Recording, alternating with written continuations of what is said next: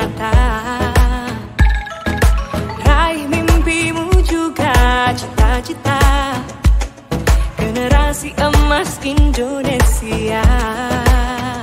Profil pelajar Pancasila tanamkan di dalam dada. Profil pelajar Pancasila cerdas berkarakter itu kita.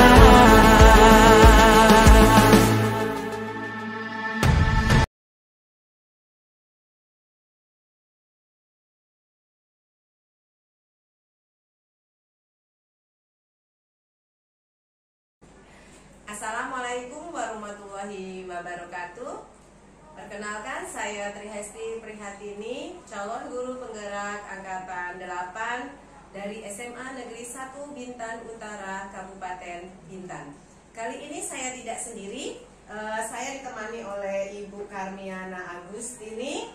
Oke, beliau adalah guru kimia ya Bu, di SMA Negeri 1 Bintan Utara. Assalamualaikum Bu Karmiana. Waalaikumsalam Bu Trihesti. Bagaimana kabarnya Bu? Alhamdulillah luar biasa. Iya, alhamdulillah ya Bu ya. Oke, baik Ibu.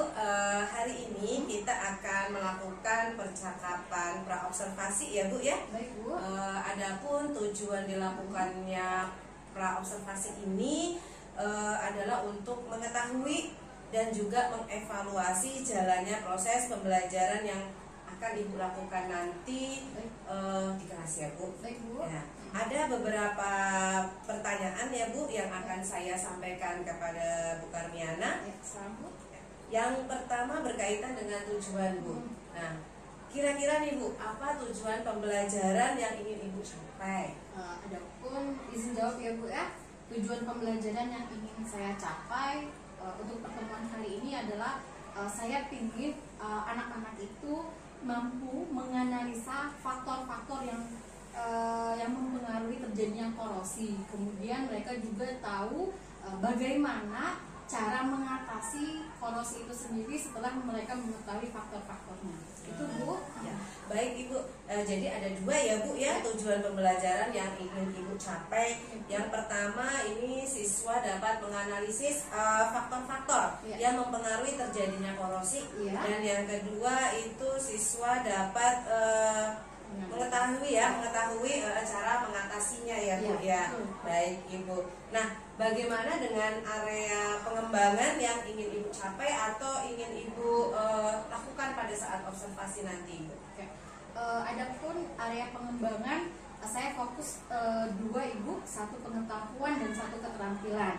Kalau yang pertama pengetahuan itu berarti yang tadi saya sebutkan, saya ingin siswa saya mengetahui faktor-faktor apa saja yang mempengaruhi korosi. Kemudian mereka juga mengetahui bagaimana cara mengatasi faktor-faktor korosi yang terjadi yang mungkin di lingkungan mereka sendiri. Itu Bu, contohnya kayak pengkaratan pada pagar rumah. Jadi mereka tahu faktor apa yang mempengaruhi dan cara mengatasinya. Kemudian yang kedua yaitu area pengembangannya tadi sudah pengetahuan, yang kedua adalah keterampilan. Kalau di keterampilan ini mereka dapat melakukan percobaan sesuai dengan prosedur yang telah diberikan, dan mereka setelah percobaan mereka dapat mempresentasikan hasilnya di depan kelas, nanti didiskusikan dengan kelompok lain bagaimana hasil dengan mereka dan kelompok lain. Seperti itu Ibu. Baik Ibu, jadi untuk area pengembangan yang ingin dicapai adalah pada aspek pengetahuan dan keterampilan ya Bu ya. Jadi pada aspek pengetahuan tadi diharapkan itu siswa dapat menganalisis ya Bu, atau menyebutkan juga faktor-faktor ya yang mempengaruhi terjadinya korosi, kemudian bagaimana cara mengatasinya. Dan yang kedua tadi di aspek keterampilan ya Bu ya, di keterampilan. Jadi siswa ini dapat melakukan percobaan sesuai dengan prosedur ya Bu ya, dan mempresentasikan hasil percobaannya di kelas ya Bu ya. Baik, nah sekarang saya ingin mendengar bagaimana rancangan pembelajaran yang ingin Ibu lakukan di dalam kelas. Saya jawab Bu Hesti. Adapun rancangan pembelajaran yang akan saya lakukan Yaitu yang pertama, saya melakukannya dengan cara pendekatan. Pendekatan yang saya lakukan adalah pendekatan saintifik. Kemudian yang kedua yaitu adalah model pembelajaran. Saya menggunakan model pembelajaran abad 21 yang bagi siswa, berpusat kepada siswa dan menyenangkan, yaitu model pembelajaran Guided Discovery Learning atau sering disebut GDL.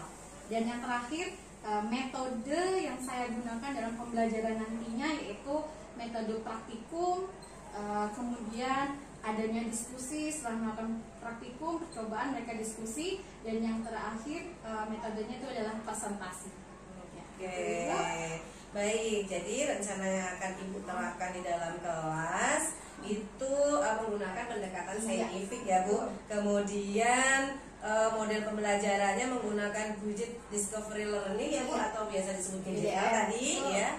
Dan metodenya menggunakan praktikum, kemudian diskusi dan presentasi ya. Oke. Nah, sekarang Ibu bagaimana dengan media pembelajaran yang akan Ibu pergunakan di dalam kelas Ibu? Oke. Izin menjawab Bu Hesti.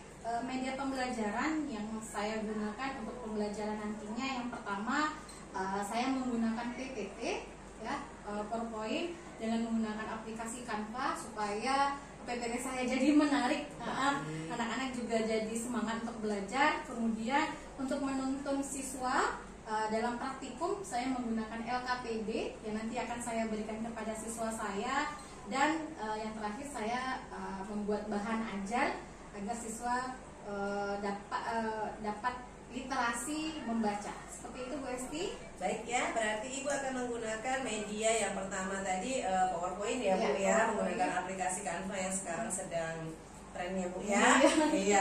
Kemudian menggunakan LKPD sebagai petunjuk-petunjuknya di dalam situ ya Bu, untuk kegiatan pembelajaran dan bahan ajar yang Ibu buat ya. Baik.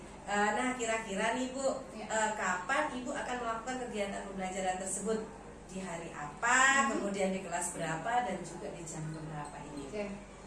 Baik Bu Hesti, saya akan mengadakan pembelajaran yaitu tepatnya hari Selasa tanggal 3 Oktober 2023 di kelas 12 IPA 1, tepatnya pukul jam 7.20 sampai jam 8.40 waktu Indonesia Barat.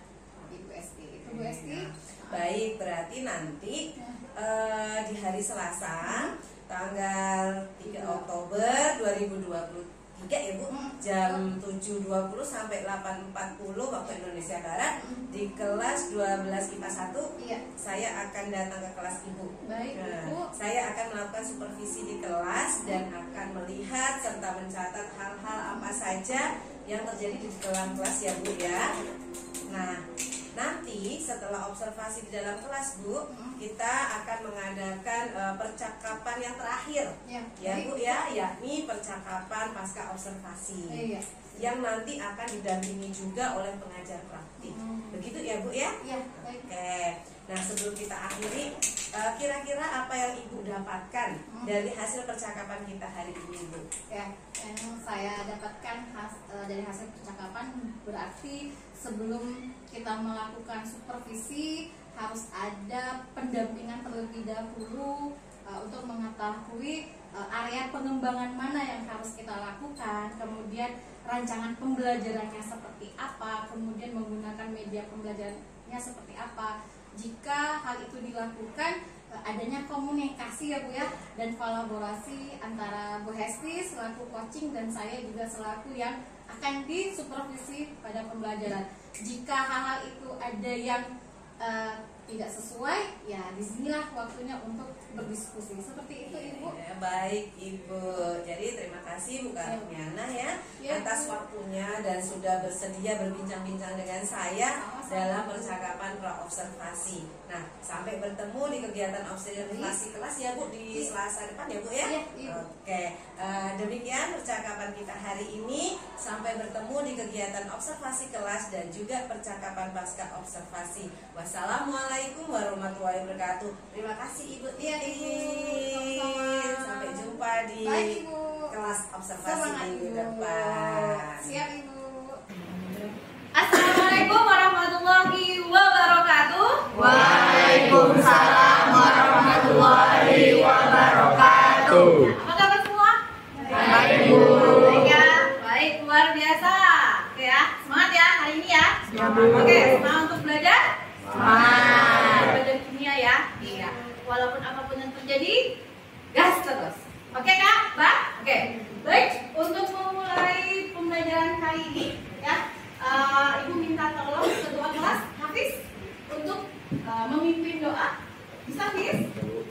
silakan Hafiz.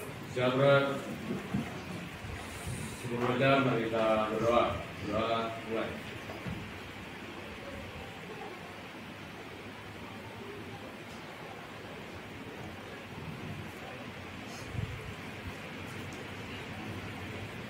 Doa selesai. Beri salam. Assalamualaikum warahmatullahi wabarakatuh. Waalaikumsalam warahmatullahi wabarakatuh. Baik, anak-anak semua, Ibu absen terlebih dahulu sebelum kita memulai. Oke, hari ini ada yang absen? Melisa. Melisa? Melisa kenapa Kak? Sakit, Bu. Sakit. Satu lagi? Ferdi kenapa? Enggak tahu. Apa? Keterangan. Oke, Ferdi. Oke ya. Baik, kita doakan kawan kita Melisa yang sakit, mudah-mudahan cepat sembuh dan cepat kembali masuk dan memulai pembelajaran dengan kita semua. Dan Ferdi ya, belum ada keterangan ya. Nanti kita Ibu tanyakan kepada wali kelas Bu Ayu ya. Oke. Baik anak-anak semua, anak-anak Ibu semuanya ya. Kita sebelum kita mulai coba lihat di kanan kiri kalian. Di laci ada nggak sampah? Nggak ada, Bu. Nggak ada. Bersih ya? Oke, luar biasa dan mantap. Ya, tepuk tangan. Oke, langsung seketika bersih. Alhamdulillah, mudah-mudahan dari pagi sampai pulang nanti tetap dalam keadaan Bersih. kelasnya. Ya, bisa? Oke, baik. Anak-anak semua, ya. Kali ini kita masuk pembelajaran pembelajaran kimia, ya. Sorry ya, biasanya fisika ya. Oke. Pembelajaran kimia yaitu tentang faktor-faktor yang mempengaruhi terjadinya korupsi dan bagaimana cara mengatasinya. Ya. Nah, sebelumnya Ibu sudah kasih tugas baca kalian untuk membaca apa itu korosi, apa faktor-faktornya dan bagaimana cara mengatasinya. Ya bukan? Iya, Bu. Baik, anak semua. Kita lanjutkan. Nah, ini dia. Sebelum melakukan pembelajaran, ada baiknya kita melakukan pretest ya anak-anak. Bisa ya? Ya. Jadi Ibu ingin lihat sejauh mana kalian membaca tugas yang telah Ibu berikan. Oke, link pretestnya ada di depan. Silahkan keluarkan HP-nya. Ayo, ayo kita mulai. Sudah keluarkan HP-nya semua? Sudah, Bu. Ya. 1 menit untuk mengisi pretest dimulai dari sekarang. Bisa? Ada TPS /form GLS/Q V besar J PN C besar D 89S6 BN EUMG. Bisa?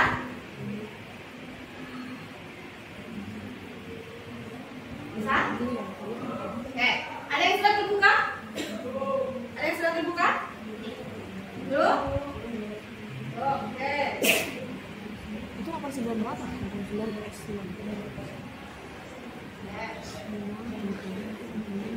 BN apa tuh? Sudah? BN itu. Sudah? Sudah? Oke, kalau sudah ada yang bisa masuk, langsung isi klik.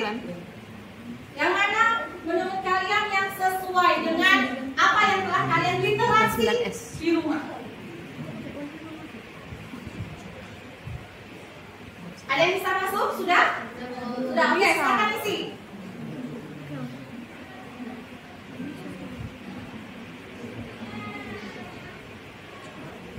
Ya, ada yang bisa masuk? Sudah? Saya sudah? Nggak bisa, Bu. Yonas?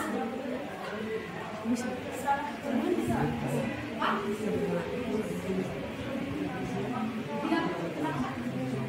Bisa, oke, ada yang bisa, oke. Kalau yang bisa lanjutkan.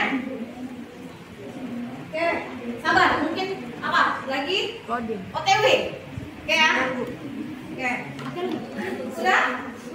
Sudah ada yang kirim?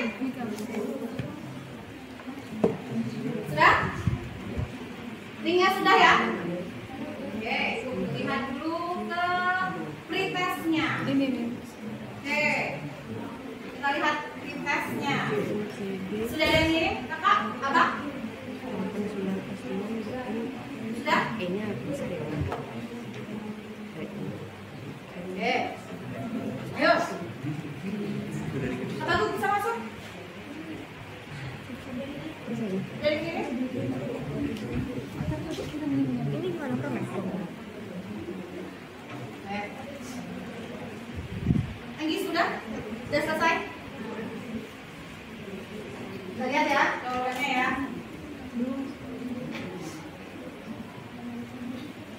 Sudah ada yang bisa kirim?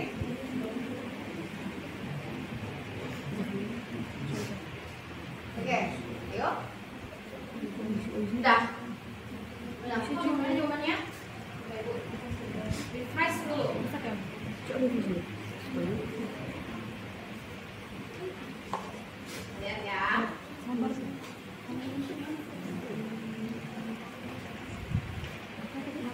Lihat jawabannya. Bisa ya? Kok nggak tuh masih nyala? Sudah ada yang kirim tuh? Belum, Bu. Udah? Udah? Oke. Waktu habis. Oke. Tidak dapat menyimpan draft, Cok. Udah habis.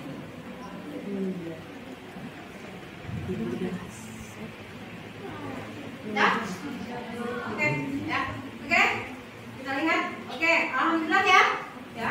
Dan Ibu lihat sudah beberapa di antara kalian yang sudah paham ya tentang korosi. Kita lihat dulu, kita tampilkan kembali.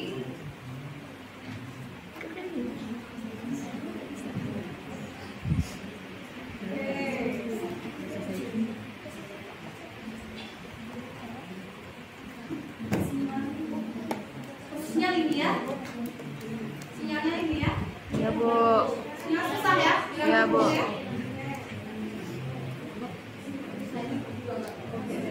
Nggak apa-apa. Keluar aja ya. Udah? Oke. Sudah?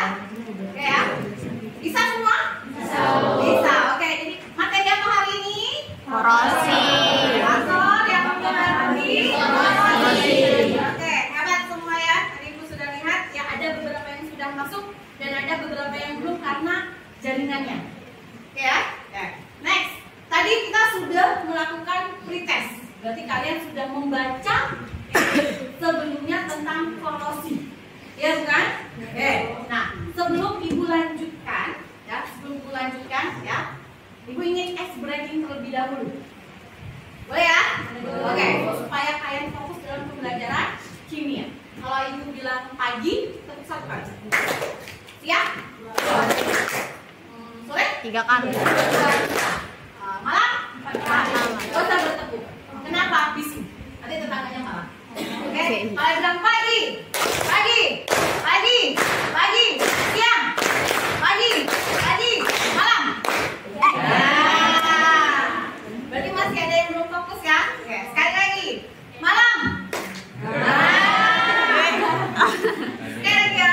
Malam, pagi, siang, malam. Wah, masih ada. Oke, baik. Sudah? Oke. Kita lanjutkan. Kita ice breaking tadi supaya lebih fokus. Kita lanjutkan.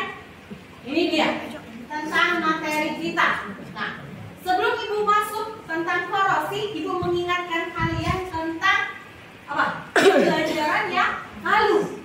Masih ingatkah kalian? Ya bukan? Oke, Ibu ingin lihat seingat apa sih kamu tentang pembelajaran yang sebelumnya. Oke, pertanyaan yang pertama. Apa yang Anda ketahui tentang reaksi redoks dan bagaimana terjadi reaksi redoks? Ada yang tahu? Angkat tangan. Ada yang tahu? Apa yang kamu ketahui tentang reaksi redoks dan bagaimana terjadinya reaksi redoks? Ada? Oke, sahabat tuh. Ayo Bang. Apa itu reaksi redoks dan bagaimana terjadinya reaksi redoks? Reaksi redoks itu adalah perubahan bilangan oksidasi. Ya. Di mana dalam perubahan itu terjadi penyetaraan bilangnya. Ya. Dalam penyetaraan itu terjadi dua suasana asam Oke, lebih tepuk tangan. Itu tadi adalah kata jawaban dari Habakuk. Sama ya? Oke, next yang kedua. Apa yang Ananda atau kalian ketahui tentang sel volta atau sel galvanik? Kita sudah belajar kemarin. Ada yang tahu? Oke, Bang, Fitri, jelaskan apa itu sel volta? Menjawab Ibu, Ya. dan yang saya ketahui sel volta itu bagian dari sel elektrokimia. Ya. Karena sel volta itu sendiri memiliki pengertian adalah sel yang mengubah energi kimia menjadi energi listrik. Oke, baik. Masih ingat ya? Oke, masih ingat. Oke, karena sudah? Ya. Oke, yang ketiga. Ya, masih ingatkah kamu tentang potensial logam? Masih ingat ya? Ya, sebelumnya kita sudah belajar ada volta, kemudian ada potensial logam. Di papan tulis ada Mg2+ ditambah 2 elektron menghasilkan Mg, di mana potensialnya adalah negatif 2,37 volt. Dan Cu2+ ditambah 2 elektron menghasilkan Cu, di mana potensialnya berapa? Positif 0,34 volt. Nah, dari potensial logam ini, pertanyaannya adalah siapakah ya, yang menempati atau yang menjadi anoda dan siapakah yang menjadi katoda? Ada yang tahu? Ada yang tahu? Ada yang tahu? Oke, kakak, silakan kakak dari dua logam ini siapa yang anoda dan katoda? Yang anoda itu Mg, yang katoda itu Cu. Yang anoda, Mg, yang katoda Cu. yang katodanya Cu. Kalau boleh tahu, apa? Kenapa alasannya? Karena Mg itu lebih dulu Bu di sebelah kiri, terus Cu sebelah kanan. Karena Kalau ditempatkan gitu Bu, ditempatkan gitu. Biar Biar volta di Mg itu sebelah kiri, Cu sebelah kanan. Oke, atau kalau dilihat dari potensial logamnya Lebih kecil ya. satu orang. Oke kakak, makasih kakak ya.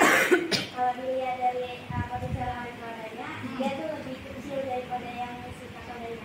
Jadi dia negatif, kalau katoda dia positif. Oke, berarti kenapa Mg anoda? Karena Dia potensialnya negatif. karena ada potensialnya negatif atau lebih kecil Dari si katoda. daripada si katoda. Siapa katodanya?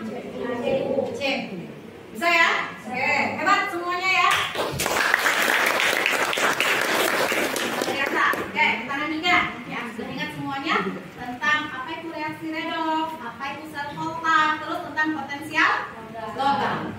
Ingat ya, kayaknya gampang ya pelajarannya ya. Jadi kimia udah kan? Udah Ibu, ya kan? Oke, next.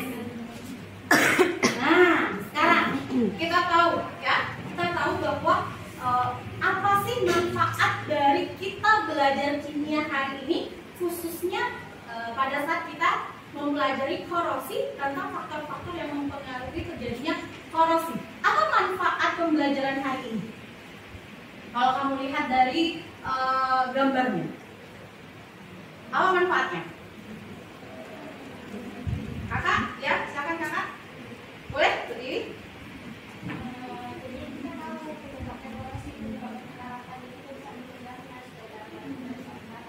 Oke, supaya kita tahu faktor yang mempengaruhi terjadinya korosi. Silakan, terima kasih kakak. Kalau lihat ini apa ini? Gagang pintu. Iya. Apa ini? Pendaratan pada gagang Pintu. Kemudian apa ini? Pagar. Kemudian Berkarat. atau mengalami Korosi. ya. Berarti dengan kita mempelajari ini kan keadaan dalam kehidupan sehari-hari kita. Gagang pintu, iya bukan? Apalagi pagar, ya. Berarti mengapa gagang pintu bisa terkorosi? Karena ada perubahan cuaca. Karena Ada perubahan. kalau gagang pintu kalian sering pegang nggak? Iya. Yakin tangan kalian nggak basah? Iya. Tidak Lembab. basah. Lembab. Iya bukan? Lembab, iya bukan? Terus apa lagi? Ini pagar.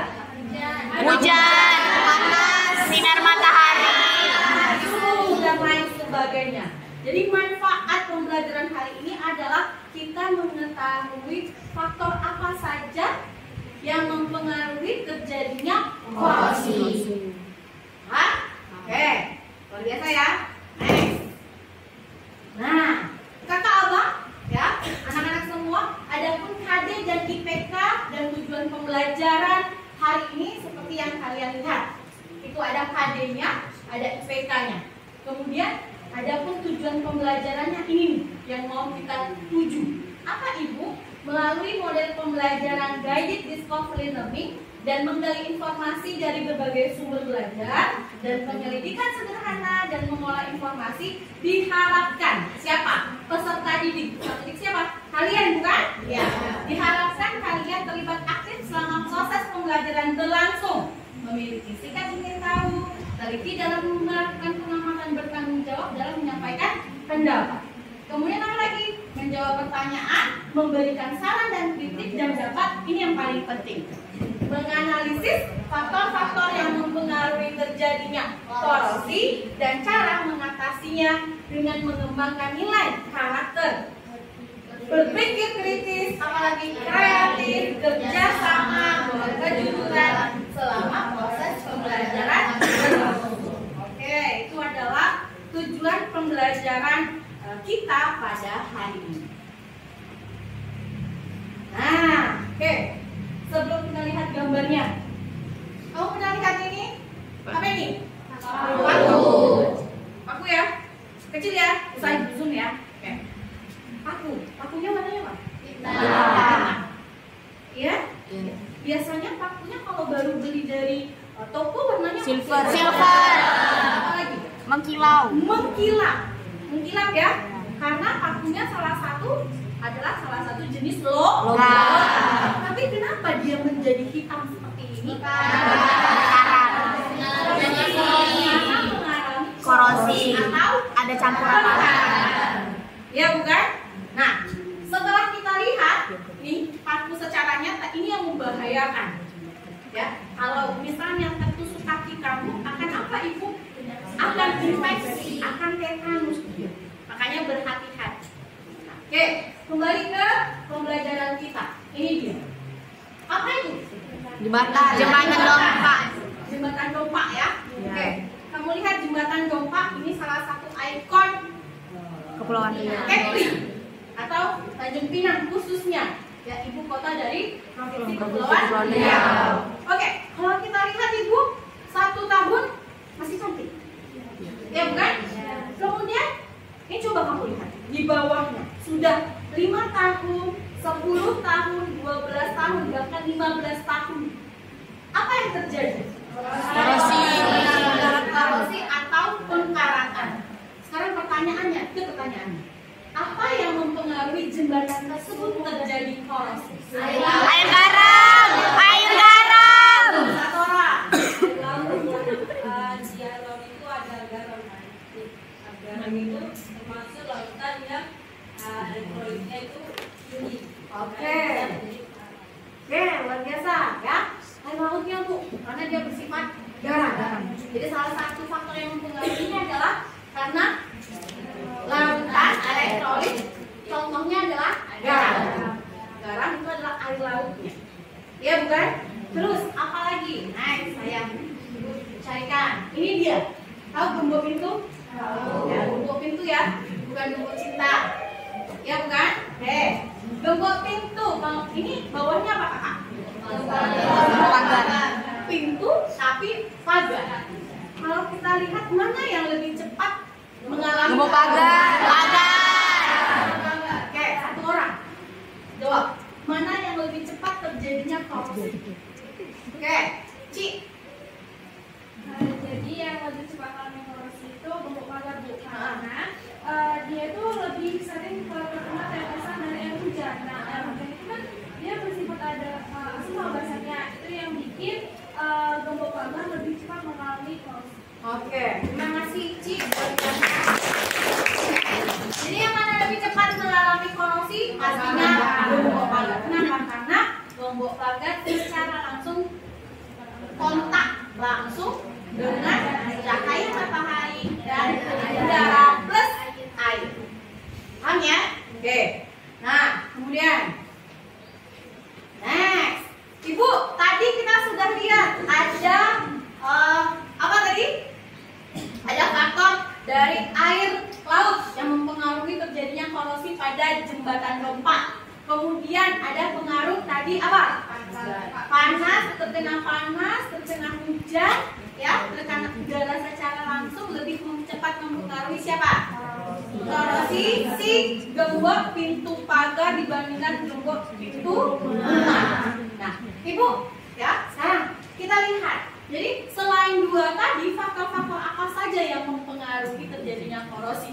Nah, untuk mengetahui dan menganalisis faktor apa saja yang mempengaruhi terjadinya korosi, ya, Ibu buat kalian berkelompok, ya. Ibu buat berkelompok. Ada berapa kelompok? 9 ya. Dibagi 9. 9 atau 10? 9 ya. 9 satu kelompoknya 3. Nah, bisa dihitung 9,5 ya, Bang. Enggak apa-apa ya. Ya, oke. 10 ya. 1 2 3 4 5 6 7. Oh ya, 10. Oke, sisa 1. Ya, enggak apa-apa ya, Bang. Ya. Yang paling sudut ya. Oke, enggak apa-apa. Oke. Dah. Ayo Nanda, kita berdiskusi di LKPD. Ya. Kemarin ya, karena korosi ini membutuhkan waktu yang cukup lama, makanya kita sudah melakukan percobaannya ya hampir 2 minggu yang lalu.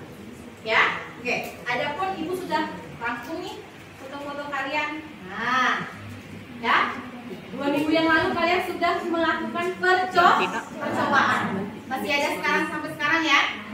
Masih ada. Oke. Ini adalah foto praktikum kimia materi korosi 2 minggu yang lalu kalian sudah melakukan percobaannya. Oke? Nah, baik anak-anak semua ya, karena sudah LKPD Ibu bagikan 2 minggu yang lalu ya, kalian sudah melakukan percobaan. Sudah? Nah, kan ada pertanyaan-pertanyaan yang harus diisi. Ya atau tidak? Ya. Oke, coba diskusikan ya hasil praktikum kamu ya. Bandingkan antara satu dengan yang lainnya dan jawab pertanyaan yang ada di LKPD. Oke, baik, Ibu kasih waktu untuk mengisi LKPD-nya 10 menit dimulai dari sekarang.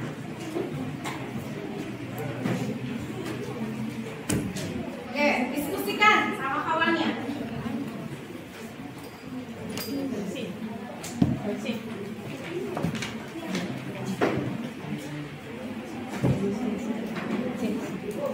Ya.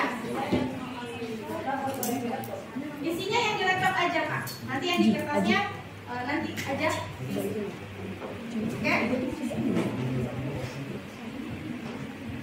Yuk diisi laptopnya langsung supaya nanti bisa dihasilkan. Coklat 3 ambil. Pakai sapu. Coklat 3 ambil.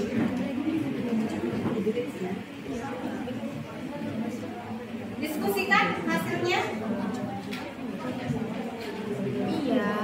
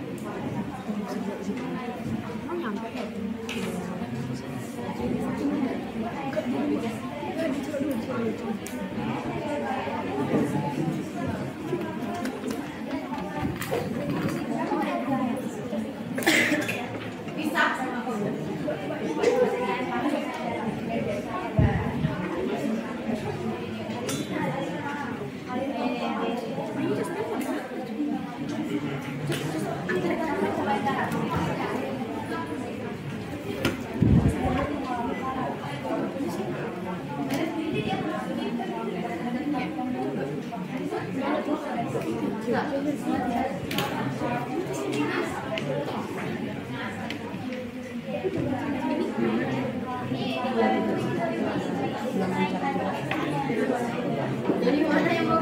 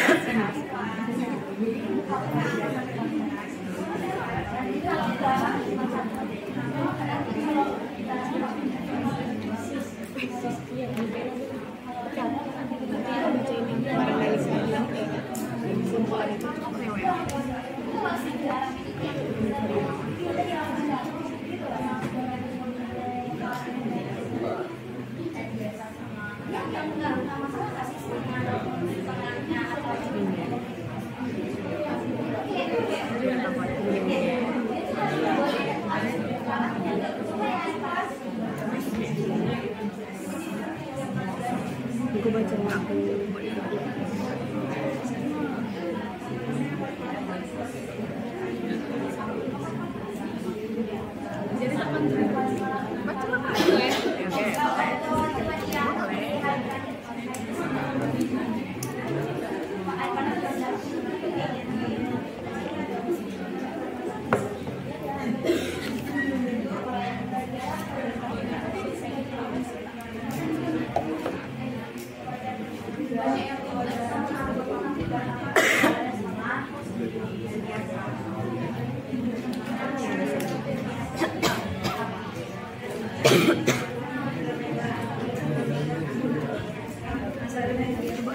aku lihat yang urutan yang kita baca.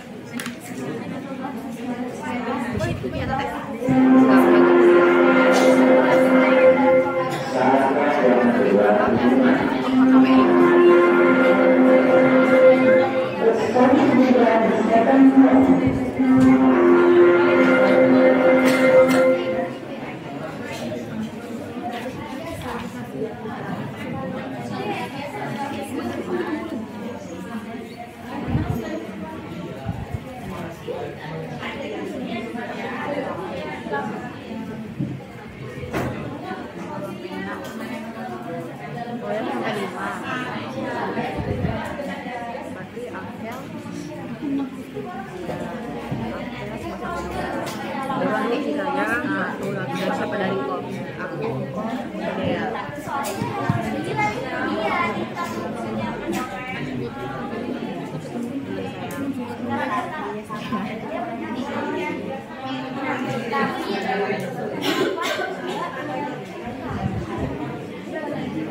Oke, 5 menit lagi, kakak, abang.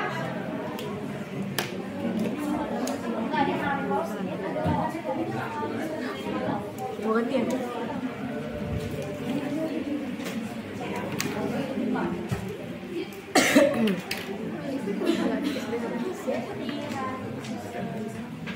Kalau nyari teknologi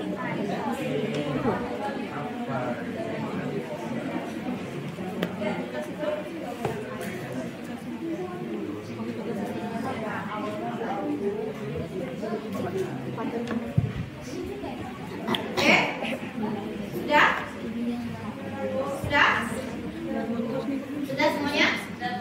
Sudah ya? Oke. Siapa kelompok? Ini ada 10 kelompok ya, sama kelompok Hafiz yang bertiga ya? Oke. Kan nggak mungkin semuanya maju ya? Ya. Kita maju dulu, kita coba 2 kelompok terlebih dahulu yang maju. Ya bukan? Oke. Kelompok 1 yang kelompok 1 kita maju. Kelompok Ici. Kelompok 2 Yona. Oke. Silakan Ici. Kelompok Ici maju.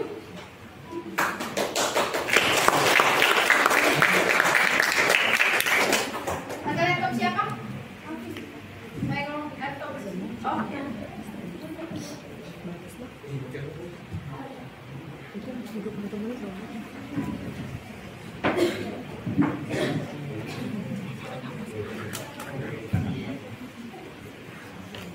Oke, silakan. baterai di mana dia? Ini berarti si Ferdi nggak datang ya? Nggak sakit ya? Apa? Bisa 3 orang aja?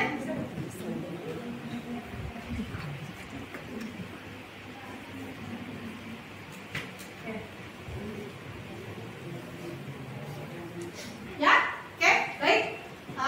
Kita akan melihat hasil praktikum dari kelompok Ici kelompok berapa Ci? Kelompok 6 ya, dan hasil diskusi dari kelompok 6 juga. Oke, baik. Assalamualaikum warahmatullahi wabarakatuh. Waalaikumsalam warahmatullahi wabarakatuh. Selamat pagi semuanya. Pagi. Baik, kami dari kelompok 6. Sebenarnya kami baru anggota 4 orang, cuman tadinya yang kita tahu belum ada kabar sampai sekarang. Jadi kami bertiga aja, saya sendiri Sisil Lydia, ada saya Putri Azhar Samaria. Saya Manuel Sinaga. Nah, pada kesempatan kali ini, kelompok kami dapat kesempatan nih untuk memperlihatkan hasil pengamatan selama 10 hari. Nah, kita mulai dari yang pertama, tolong Rizka, yang akan dibacakan oleh Rizka, ke atas. Terus jangan main harus. Soal pertama, apa yang dimaksud dengan korosi? Korosi adalah rusaknya benda-benda logam akibat pengaruhnya lingkungan. Proses korosi dapat dijelaskan secara elektrokimia. Yang kedua, sebutkan peristiwa korosi yang terjadi di sekitar lingkungan kita. Yang pertama itu ada pagar rumah, asbes, ayunan, rak piring, rangka motor atau sepeda. Soal ketiga, apa faktor-faktor yang mempengaruhi terjadinya korosi? Yang pertama itu adalah adanya konsentrasi air atau A2O dan oksigen O2O. Yang kedua itu adalah perubahan cuaca maupun suhu. Yang ketiga itu elektrolit asam atau pH yang rendah. Yang keempat itu adalah permukaan logam yang tidak rata. Yang soal keempat, apakah korosi hanya terjadi pada logam besi saja?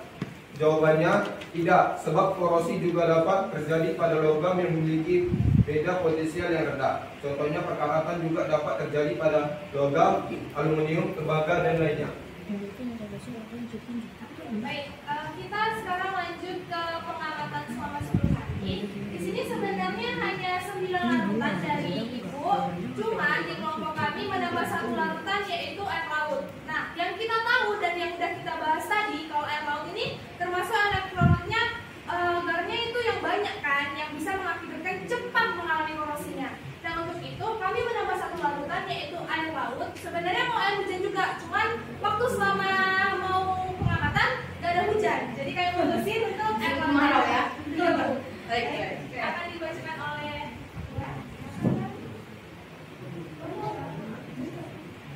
Ya, oke, ini ya.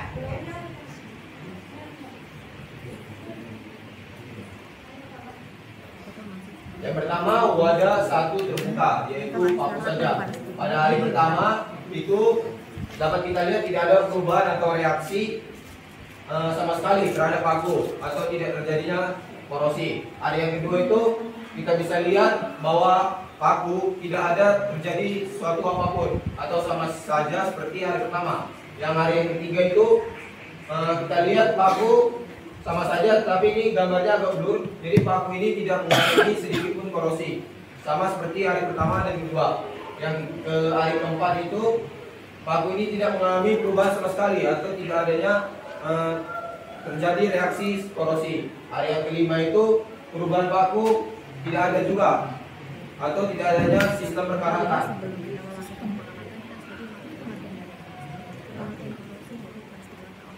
Kita lihat pada paku pada hari yang ke-6 itu paku mulai berkarat. Namun paku ini perkaratannya di ujung saja pada lancip itu. Yang ke-7 itu kita lihat pada gambar paku mulai berkarat dan teksturnya kasar. Jadi perkaratannya itu secara menyeluruh, tapi teksturnya itu bersifat kasar gitu, kayak dipegang itu teksturnya kasar. Yang ke hari ke-8 itu paku ini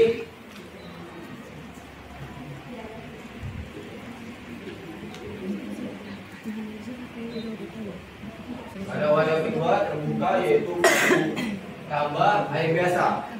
Kita lihat pada paku pada hari pertama paku mulai berkarat namun masih berbentuk lumut. Jadi pakunya itu berbentuk lumut seperti koren-korenan atau kekuning-kuningan itu dalam bentuk mencair. Pada paku yang hari kedua, karatan pada paku tersebut masih sama seperti hari sebelumnya dan air pun tampak lebih menguning. Di sini pada hari yang ketiga, keadaan pada paku masih seperti hari sebelumnya, namun belum ada bintik hitam pada paku tersebut. Pada hari yang keempat, pada hari yang keempat karatannya mulai berbentuk lumut sekarang, tetapi sudah mengeras. Jangan tadi awalnya dia lumutan atau teksturnya mencair kan, tetapi dia sudah mengeras. Sudah mengeras namun belum sepenuhnya dan air semakin oren. Pada paku yang kelima kita lihat paku yang pertama, paku yang kedua, hari kelima, pada bagian paku yang terkena air biasa mengalami perubahan warna sedikit menjadi hitam-hitaman. Namun lumut makin berbanyak atau semakin oren. Kita lihat pada paku pada kedua, hari keenam. Teksturnya itu lumutnya karena ini sudah memenuhi dan membeku atau semakin keras dan tidak berbentuk lumut lagi pada paku tersebut. Pada hari yang ketujuh, paku sudah berkarat, hampir sempurna dan air semakin keruh. Pada paku yang kedua, pada hari ke-8 itu paku sudah berkarat, berwarna oranye dan air semakin berkeruh. Pada hari yang ke-9 itu paku semakin berkarat dan air semakin berkeruh.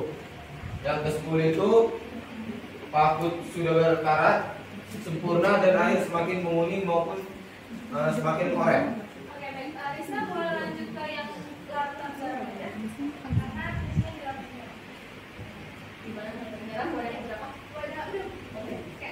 Ya, baik. Untuk larutan garam ini, karena kami ada air laut, jadi kami akan membandingkan si garam dan si laut ini.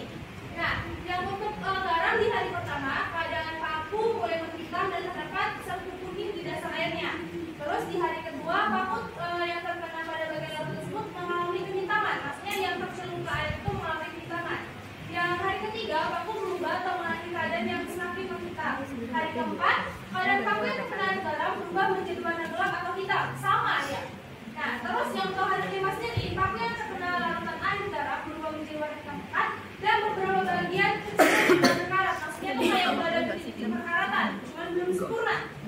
Lanjut, di hari ke-6 paku semakin berkarat dan mulai keruh airnya.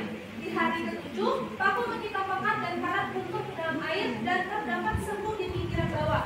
Jadi itu kayak banyak banget kayak serbuk di wadah bawahnya. Nah, lanjut di hari ke-7 hari ke-8 paku menghitam pekat dan berkarat, bagian yang terendam air menghitam. Jadi kan karena paku kami besar waktu itu, jadi larutan yang enggak terendam itu dia juga sudah mengalami kehitaman dan berkarat. Cuman yang kena larutan dia lebih mengalami kehitaman dan lebih berkarat.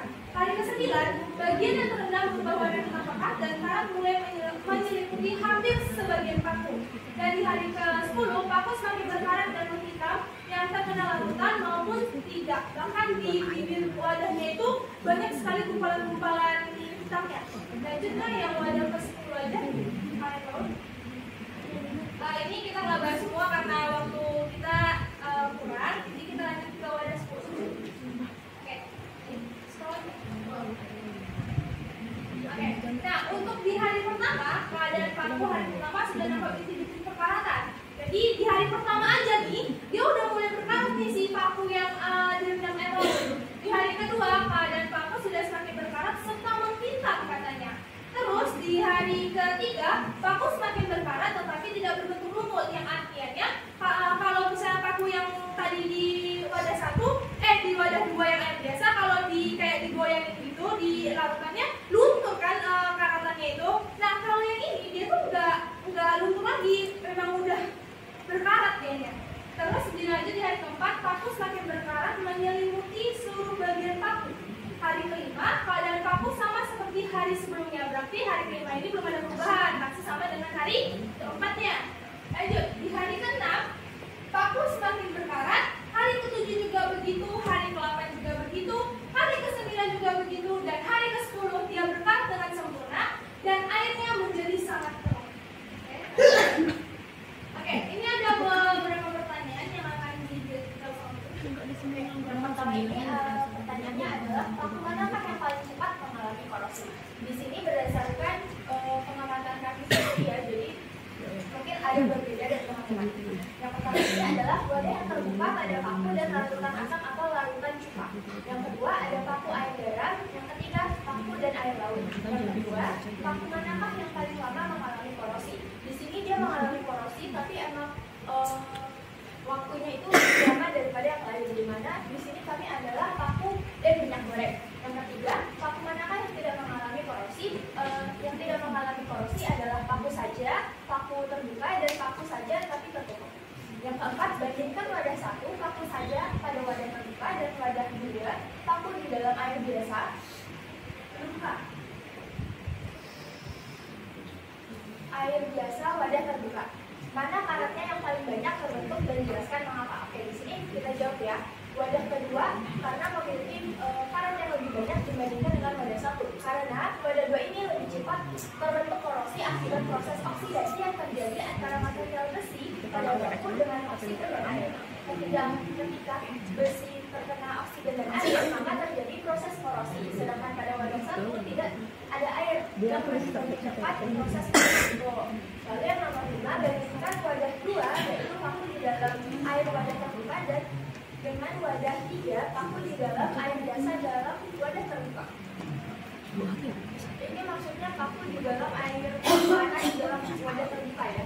Nah, karena karetnya yang paling banyak terbentuk dan jelaskan mengapa. Oke, jawabannya itu wadah 2 karena karet yang paling banyak ini sama aja karena pada paku yang direndam air panas juga akan mengalami korosi, namun tidak secepat air biasa. Kenapa? Karena ini disebabkan kadar oksigen yang larut pada air yang panas semakin berkurang akibatnya adanya pemanasan tadi. Lanjut yang ke-6, jelaskan pengaruh penambahan larutan asam terhadap kecepatan korosi. Yang pertama itu menurunkan pH. pH yang rendah meningkatkan kecepatan korosi, terutama pada logam seperti besi. Yang kedua, meningkatkan reaksi. Asam dapat mempercepat reaksi korosi pada permukaan logam. Yang ketiga, melarutkan produksi korosi. Asam dapat membantu melarutkan produksi korosi yang terbentuk. Yang keempat, perlindungan pasif-pasif. Kondisi lain seperti suhu, kelembapan juga pengaruh asam pada korosi tergantung pada jenis logam, jenis asam, konsentrasi, faktor-faktor lingkungan lainnya. Proteksi dan kontrol korosi juga perlu dipertimbangkan sesuai dengan kebutuhan. Lanjut yang nomor 7 yaitu jelaskan pengaruh penambahan larutan garam terhadap percepatan korosi atau kecepatan korosi. Jawabannya yang pertama yaitu peningkatan kecepatan korosi. Garam dapat mempercepat korosi pada logam tertentu karena menjadi aliran klorid yang memungkinkan aliran arus listrik. Yang kedua, perlindungan lapisan korosi. Pada kondisi tertentu, garam dapat membentuk lapisan korosi yang melindungi logam dari korosi lebih lanjut. Yang ketiga yaitu ada korosi galvanik.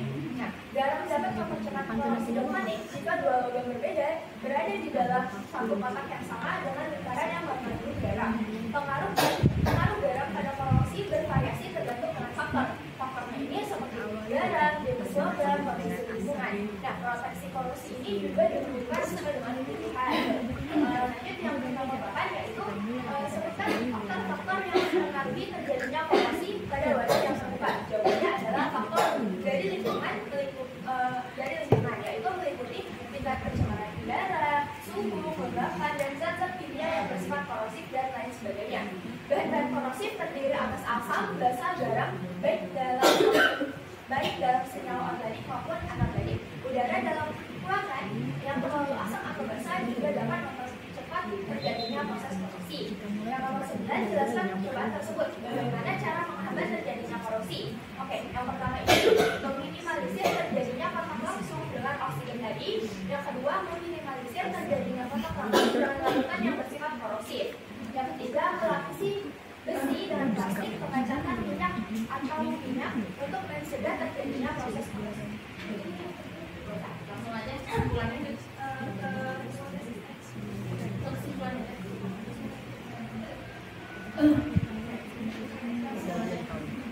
Jadi kesimpulan yang dari kami ambil dari praktik ini adalah pada paku yang kami lakukan ini adalah kami mengetahui dan mempelajari terjadinya korosi. Faktor apa saja yang mempengaruhi terjadinya korosi pada paku tersebut. Faktor yang mempengaruhi terjadinya korosi ini dibedakan menjadi dua, yaitu bahan atau larutan itu sendiri. maupun dari lingkungan. Faktor perubahan itu meliputi struktur bahan baku, teknik pencampuran bahan tersebut terhadap larutan tersebut adalah faktor dari lingkungan, meliputi tingkat pencemaran udara, suhu, kelembapan, dan zat-zat kimia yang bersifat korosif, dan sebagainya. Jadi maka dari penelitian ini bahwa paku yang cepat mengambil terjadinya korosi adalah paku tambah larutan asam dan paku tambah larutan garam. Paku di dalam larutan air cuka ini semakin berwarna hitam dan lama-lama akan menjadi kropos. Hal ini disebabkan oleh asam yang terkandung dalam COH asam cuka akan lebih cepat mengalami reaksi dengan paku yang menyebabkan korosi. Baik.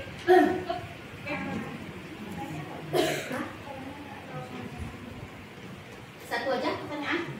Boleh, baik, silakan yang boleh, Sofia. Sebelumnya perkenalkan, nama saya Nurul Rahma dari kelompok 5. Jadi sebelum kami mengungkapkan pertanyaan kami memastikan nih dari kedua wadah di air garam dengan air laut berdasarkan penelitian kalian itu lebih cepat korosi di air garam atau di air laut? Di air laut. Kalau gitu pertanyaan kami, kenapa sih berdasarkan penelitian kalian itu lebih cepat korosi yang terjadi di air laut daripada air garam? Karena kita sama-sama tahu nih kalau di sana dua-duanya sama-sama mengandung garam ya kan? Atau mungkin ada perbedaan perlakuan yang kalian berikan ke dalam dua wadah ini, atau mungkin ada perubahan senyawa dari proses perubahan air laut menjadi garam atau bagaimana? Sekian, terima kasih. Oke, terima kasih Sophie. Baik, terima kasih Sophie untuk pertanyaannya. Kami bakal coba menjawab dari pertanyaan Sophie. Jadi yang sudah kita lihat nih ya sob presentasi kami bahwa air laut itu lebih cepat mengalami korosinya dibandingkan dengan air garam. Mengapa demikian? Karena kenaikan konduktivitas di garamnya itu, di larutan garamnya itu, yang pasti kita sudah tahu semua bahwa laut itu kan tempat menghasilkan garam kan. Sebelum jadi garam, dari air laut diolah dulu dia jadi air garam gitu kan.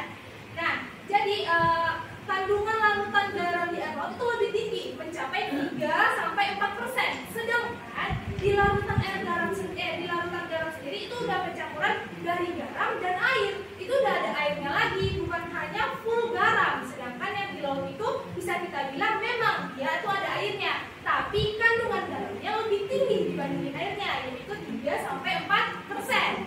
Nah, air laut itu juga bukan hanya ada ikan, rumput laut yang hidup di sana, tapi ada juga bakteri yang namanya bakteri pereduksi. Yang artinya itu bisa kita artikan apa sih bakteri pereduksi itu?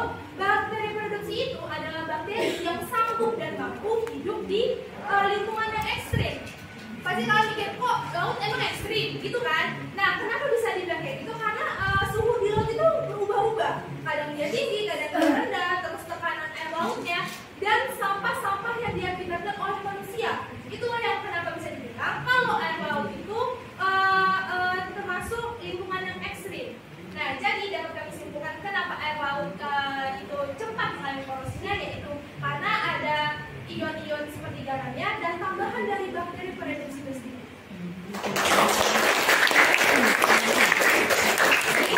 Intinya tahu bahwa air laut itu memiliki kadar garam yang lebih tinggi dibandingkan dengan larutan garam. Karena kalau larutan garam air ditambah garam, sedangkan air laut itu pure betul-betul garam dengan kandungan airnya sedikit daripada garamnya. Oke, ada lagi? Ada lagi? Ada? Nggak ada? Oke, nggak ada. Boleh tutup, Ici. Baik, terima kasih udah memperhatikan presentasi kami dan makasih juga Sophie untuk pertanyaannya. Dengan ini kami tutup. Mohon maaf bila ada kesalahan atau kurang. Berkenan di hati. Dengan ini kami tutup. Terima kasih. Selamat pagi.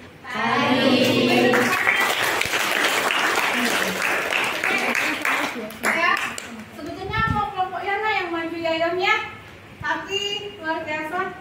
Udah waktunya ya, gimana? Waktunya sudah tinggal berapa menit lagi? Ya, hampir sama kah ya dengan kelompoknya Ici? hampir sama Bu. Hampir sama, tapi bedanya? Beda tipis aja. Apa? Beda tipis aja Bu. Beda tipis ya? Kurang lebih lah Bu. Kurang lebih. Kalau boleh ibu tahu kelompok Yona dan kelompok yang lainnya, ya? Sudah kita lakukan semua percobaan, ya? Kalian sudah melakukan percobaan dengan 9 wadah. Kalau kelompok Ici plus 1 wadah yaitu air laut. Ya, ya. Ibu, kalau kalian mengatakan ibu, tapi saya ada beda dengan kelompok Ici, atau bahkan saya ada beda dengan kelompok yang lainnya, ya bukan?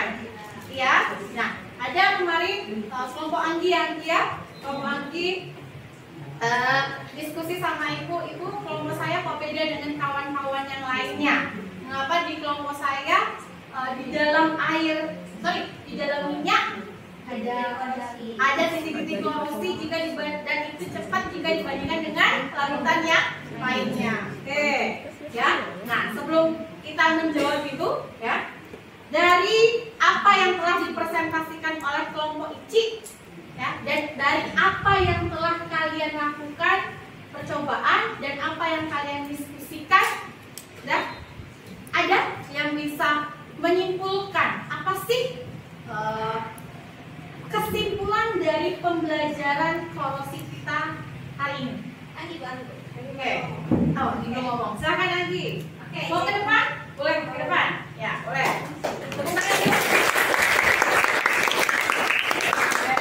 Oke, kami dari duluan ngomong, Erwin ngomong, sekarang ngomong. Oke, kesimpulannya dari kemarin itu kita semuanya melaksanakan praktikum dari kelompok ini juga tadi ada tambahan yang lebih sedangkan kelompok juga.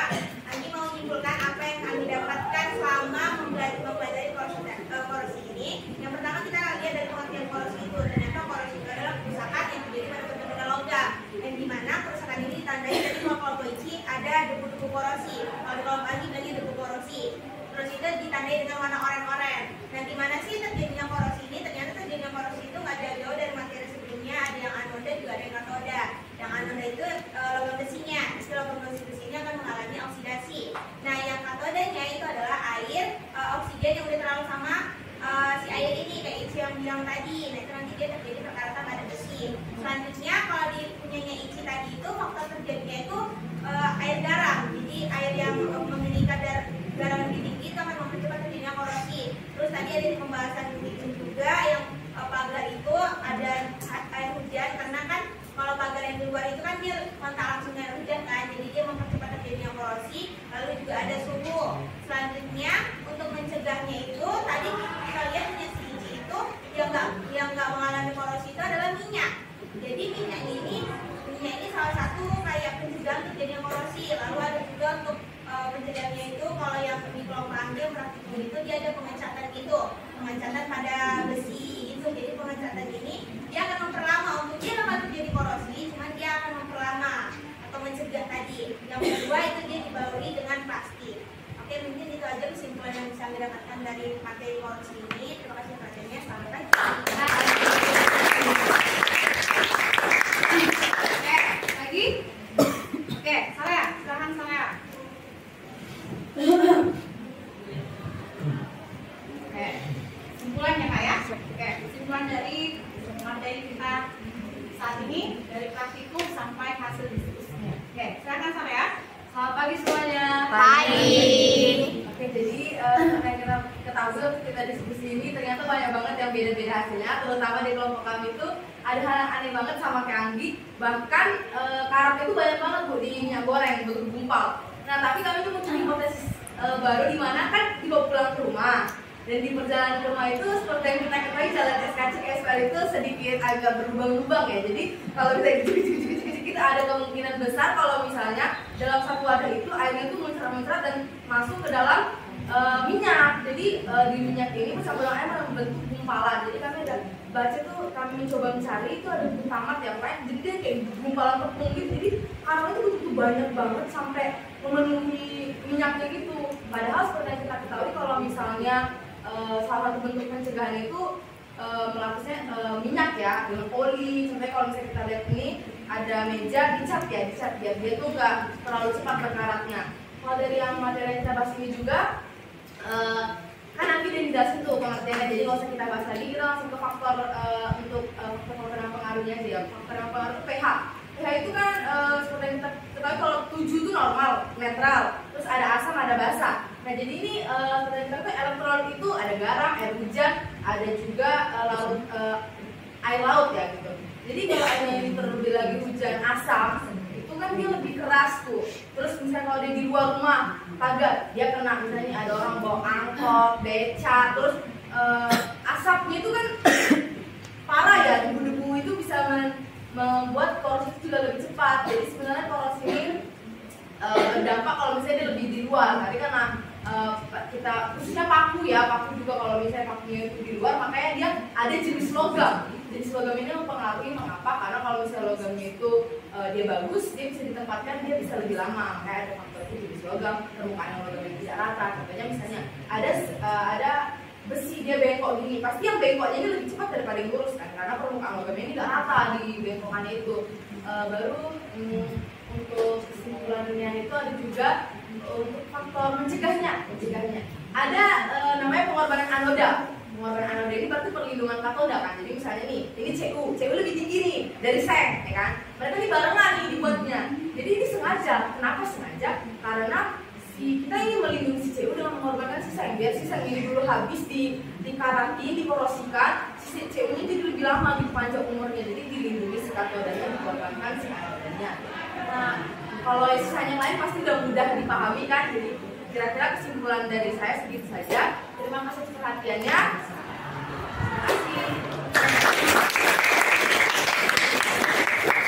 Oke, luar biasa ya. Anggi, Sarea, kelompok Ici, kelompok Yona, ya, dan kalian semua. Tadi sudah disimpulkan dengan sangat apik oleh Anggi dan Sarea. Udah tahu mengapa di dalam minyak juga bisa terjadinya korosi, ya, sudah dijelaskan oleh Sarea dan Anggi. Baik, ya, Ibu hanya memberikan penguatan saja. Sebenarnya kalian sudah paham. Ibu hanya memberikan penguatan agar kita tahu apa itu korosi. Nah, berdasarkan yang disimpulkan oleh Anggi, Sarea, dan kalian semua, ya, jadi Ibu simpulkan bahwa korosi itu adalah kerusakan atau degradasi logam akibat reaksi redoks antara suatu logam dengan berbagai zat di lingkungannya yang menghasilkan senyawa-senyawa yang tidak dikehendaki. Tadi yang dikatakan si Anggi, di lingkungannya yang menghasilkan senyawa-senyawa yang tidak dikehendaki. Contohnya di depan, ini ada rantai. Ya bukan? Awalnya rantainya mengkilap, Bu. Iya, awalnya rantainya mengkilap. Tapi karena dia, kenapa Bu, bereaksi dengan zat-zat di lingkungannya, seperti kata saya tadi, ada zat asam, ada garam, kemudian bereaksi dengan siapa? Udara, air hujan, oksigen, maka dia akan mengalami yang namanya korosi atau pengkaratannya seperti ini. Ya, apalagi kalau misalnya dia digunakan betul-betul di dalam air laut seperti kelompok Ici. Paham ya? Kemudian, apa Ibu? Kemudian kita lihat. Oke, sorry. Yes. Oke. Nah. Ada gambarnya ya? Nah, ini sebetulnya ada gambarnya. Ini karena sinyal wifi-nya nggak bagus, jadi dia tidak terbuka. Ya, ini ya, kita lihat cek ya. Oke. Sinyalnya. Ya. Ya, udah ya. Ada juga. Kelihatan nggak? Enggak ya? Ada kelihatan. Oke. Ini sinyalnya. Ada ya?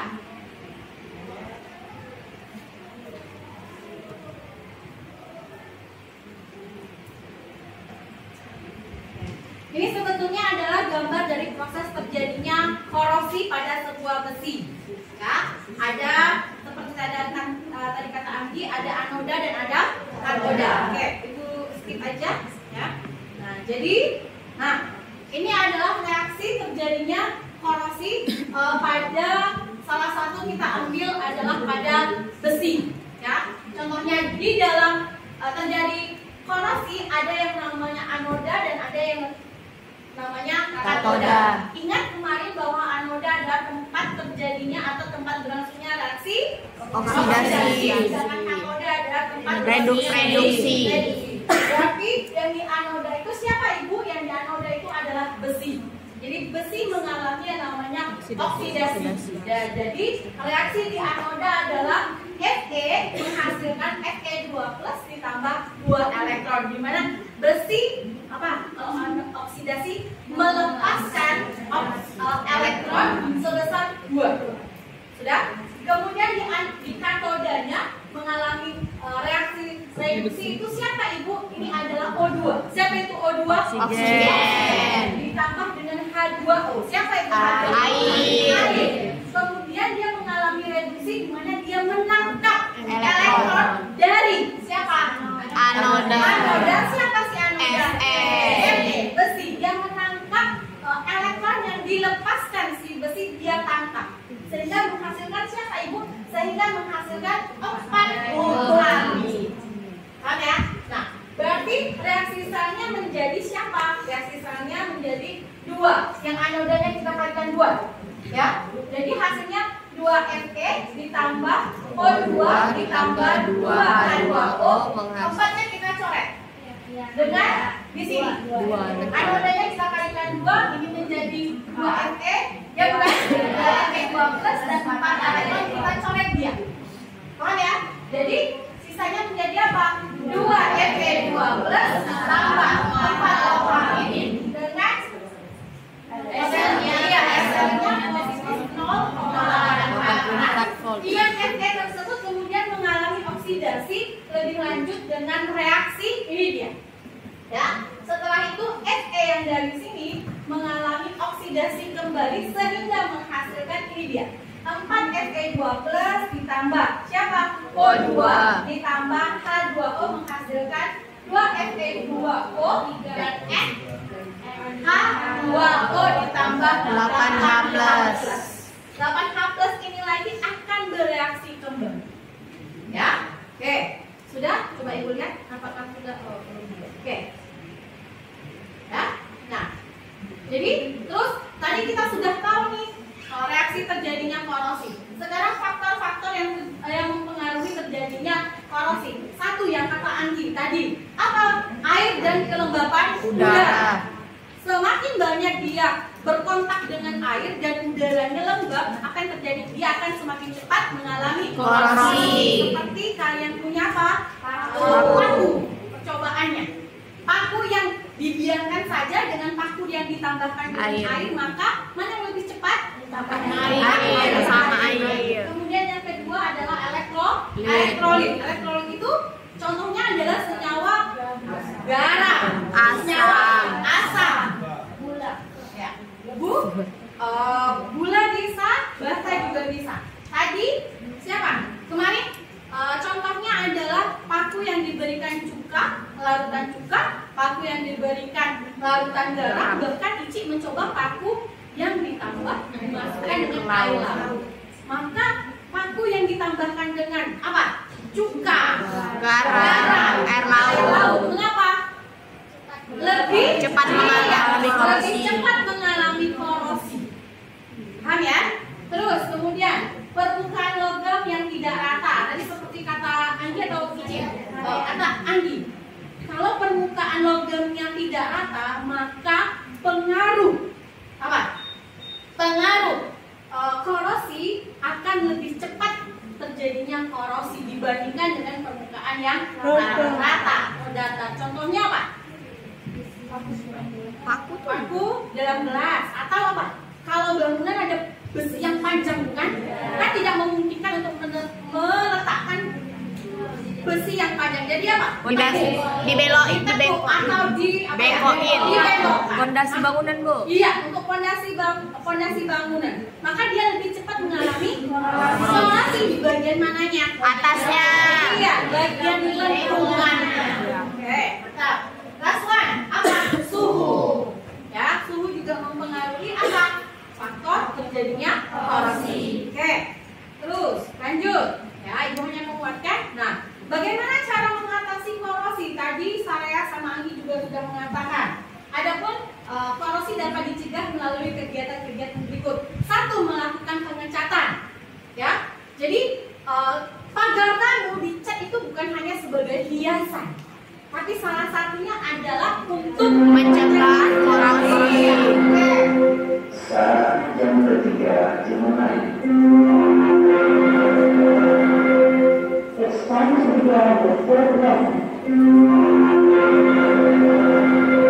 Apalagi Ibu pelumuran dengan oli, pelumas atau dengan minyak goreng. Ya.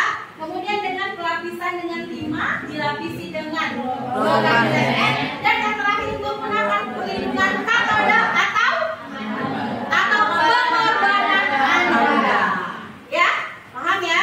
Jadi kita menggunakan perlindungan katoda, tapi mengorbankan siapa? Anoda. Oke, itulah cara-cara faktor-faktor yang mempengaruhi korosi dan cara mengatasi korosi. Oke, Kak, Bang, ya, bagaimana perasaan Anda setelah mengikuti pembelajaran hari ini khususnya tentang korosi? Senang. Senang ya? Ya, tesnya boleh bawa HP. Ya bukan? Oke ya. Ya, bermain-main ya bukan? Ambil air, buat tartan, celupkan paku, ya bukan? Oke, senang ya? Oke, sip. Ya, bahagia. Ya, mudah-mudahan selalu bahagia. Nah, setelah proses pembelajaran, ayo kita lakukan post test ya Ananda. Silakan ambil HP-nya kembali, kita post test. Cuma 2 menit saja. Ya, masuk ke HTTP form. Ya, langsung kerjakan ya untuk mengetahui sejauh mana kamu paham tentang pembelajaran korosi. Oke? Nanti Ibu cek. Dari yang masuk? Ya. Terusnya nanti kirim ke WA ya. D, B, C, H besar, N besar, J besar, N, dan B besar 6. Sudah ada yang masuk belum? Sudah, Bu. Sudah? Kalau sudah, masuk. Udah? Ibu itu XJ atau GXJ? Mana? HXJ, N, B besar, udah dikirim sama si kakak. Oke, langsung klik aja. Masih loading? Oke, 1 menit lagi.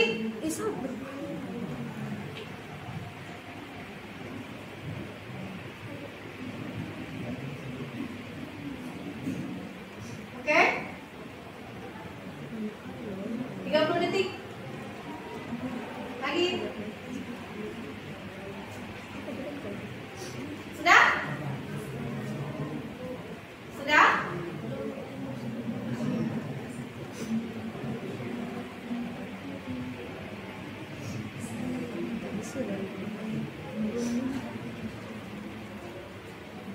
Beda-beda soalnya, beda-beda. Oke, sudah? Ya. Oke, waktu habis. Waktu habis. Halo? Waktu habis. Oke. Stop. Waktu habis, nanti kita lihat siapa yang paling cepat dan paling benar. Oke? Halo? Kak? Oke, lihat semuanya ke sini. Oke? Sudah ya? Sudah, Bu. Oke. Dengan setelah kita melakukan post test, sejauh mana kalian paham tentang pembelajaran hari ini? Ya, ini dia. Oke, ya, sudah? Oke, karena waktu sudah habis, ya. Terima kasih sudah mengikuti pembelajaran kimia hari ini. Ya, ada kata-kata senja. Ya, jangan lupa saya menyematkan kata-kata senja. Yaitu senja pergi secara perlahan karena ia tahu pergi secara tiba-tiba itu hanya menyakiti siapapun yang menikmatinya. Oke,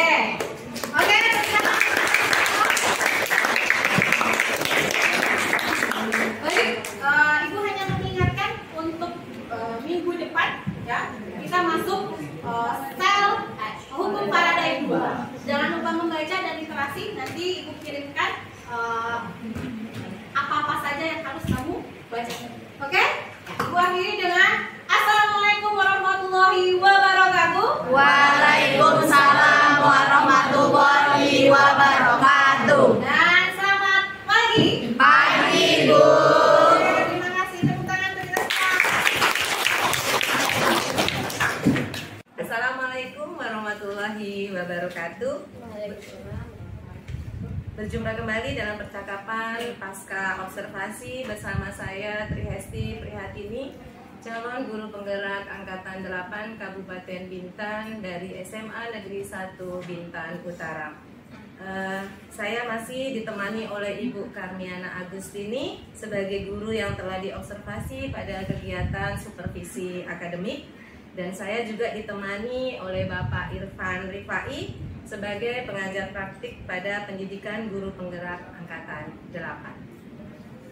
Assalamualaikum Bapak Irfan dan Ibu Karmiana. Waalaikumsalam warahmatullahi wabarakatuh. Bagaimana kabarnya Bapak dan Ibu?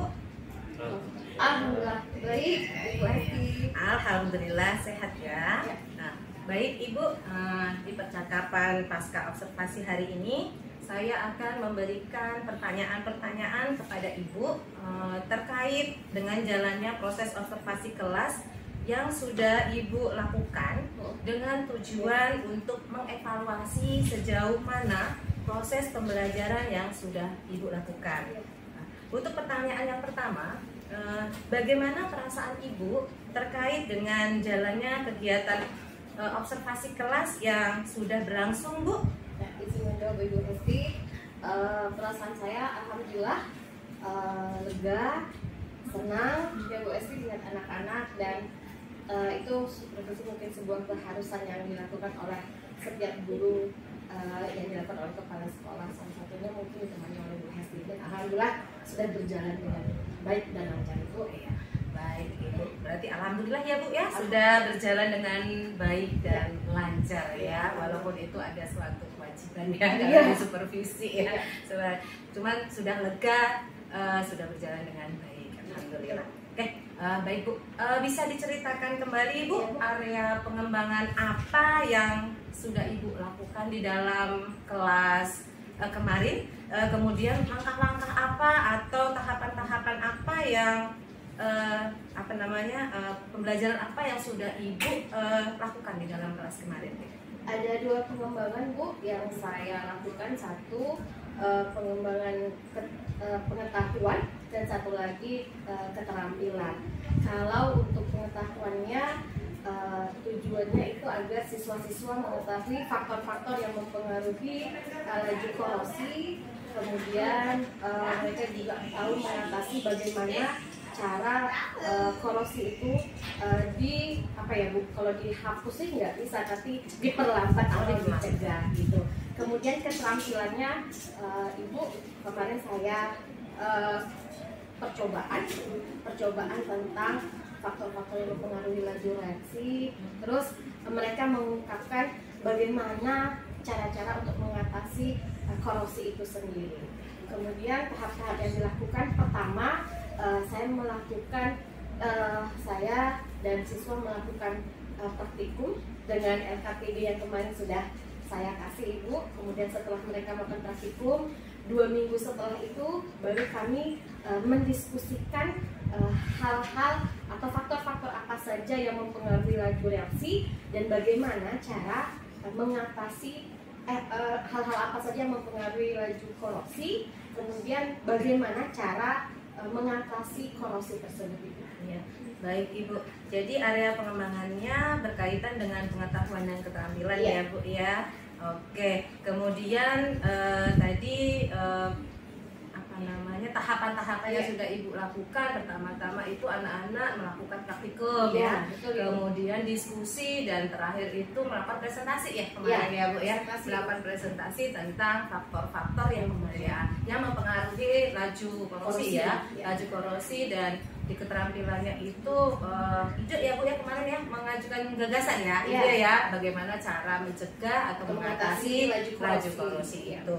Baik Ibu. Nah, menurut Ibu, sejauh mana nih area pengembangan yang sudah Ibu lakukan ini sudah berhasil atau tidak? Kalaupun berhasil, kira-kira berapa persen ya Bu ya? Kalau dilihat, kalau dikatakan 100% tidak juga ya Ibu ya. Tapi kalau bisa dipersentasi hampir 85% kegiatan itu berlangsung dengan baik Ibu.